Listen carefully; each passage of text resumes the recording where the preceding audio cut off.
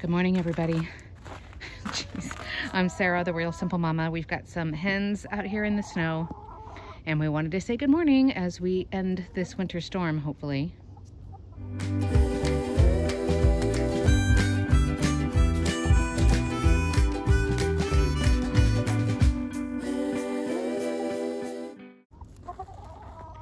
I attempted to thaw their water, but it's still just too cold. So we're gonna get some fresh water out here. Right, Tal? Chick, chick, chick. Doesn't she look so cute in the snow? And there's icicles on the coop, as you can see. We're in the 20s right now, but today is Friday, which is also my mom's birthday. Yay!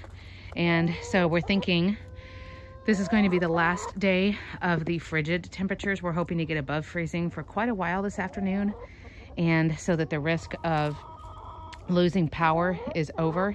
That's sort of why we've gone dark for the last couple of days in every sense of the word. We are on a boil notice from our city water just as a precaution, but luckily we do have water and we do have electricity now. So icicles on the coop. We're collecting the eggs so that the eggs don't freeze, and my girls are still laying a little bit. We're not getting a lot, but we're getting some. They're getting plenty of protein treats every day. We're going to make sure that their feeder is full. And like I said, cleaning frozen chicken poop out of the coop is something I've never had to do before, so that's an interesting experience. But the girls finally are out exploring today. You can see they're not thrilled with the feel of the snow, but they have quite a bit of dry area. That entire area on the first floor of the coop, as well as that entire structure that I built around the corner, there is no snow on the ground there. So we're feeding the wild birds. We just wanted to be out here with the girls to stand with them in solidarity. They have been fine in the coop. We think from the first day of the bad freeze that a couple of the girls may have a minor frostbite, those who had the bigger combs, which is really heartbreaking and it makes me feel absolutely terrible. But I believe it's only affected 2 of them and it's very minor.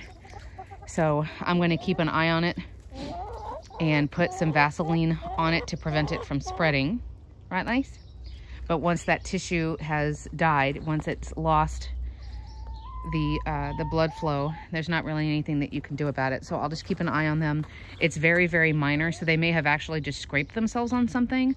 It's not either one of these girls' combs. As you can see, their comb, which is up on top of their beak, is very small. It's very close to their body.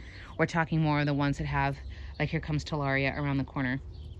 It's just on the very tip a little bit. I'm not proud to show you, but I'm hoping to teach you.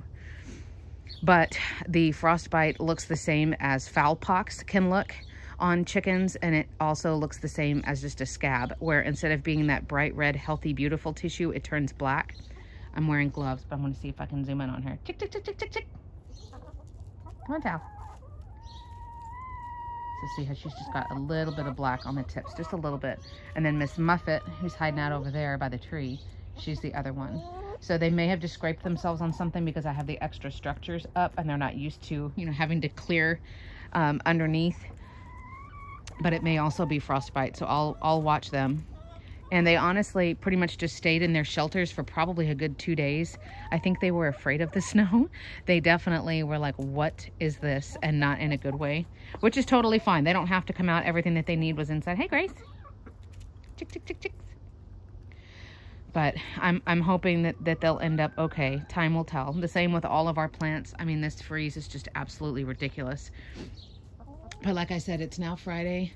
By Sunday, we're supposed to be in the 60s. Which is like, yep, okay, well, Texas. So we did have a few very rough days where we had no power. Our house was getting into the 50s. We were using every blanket in the house. And remember that I came out here to cover all of my plants. So all of my extra bed sheets and tablecloths and towels and everything were already out here insulating my plants.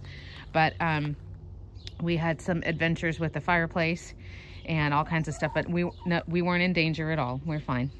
So they've just gotten sunflower seeds. I'm going to fill up their food. I'm going to get fresh water. I have finished cleaning the coop, but I wanted to show you the icicles before I open those nesting boxes and bring in some eggs. Miss Muffet's going to take a nap over there behind the tree. You see her. But just checking in with everybody. Thank you for all of the prayers, the well wishes. I know that Texas has been in the national spotlight for a whole bunch of stupid stuff. in regards to trying to avoid federal regulations, which I honestly wasn't even aware of because we've not ever really had an issue with our power. But of course, now that we know better, we need to do better, and we need to change a whole bunch of that stuff. But we're okay here. We're hoping to thaw out by this afternoon, and I'll be back soon. Thanks, guys.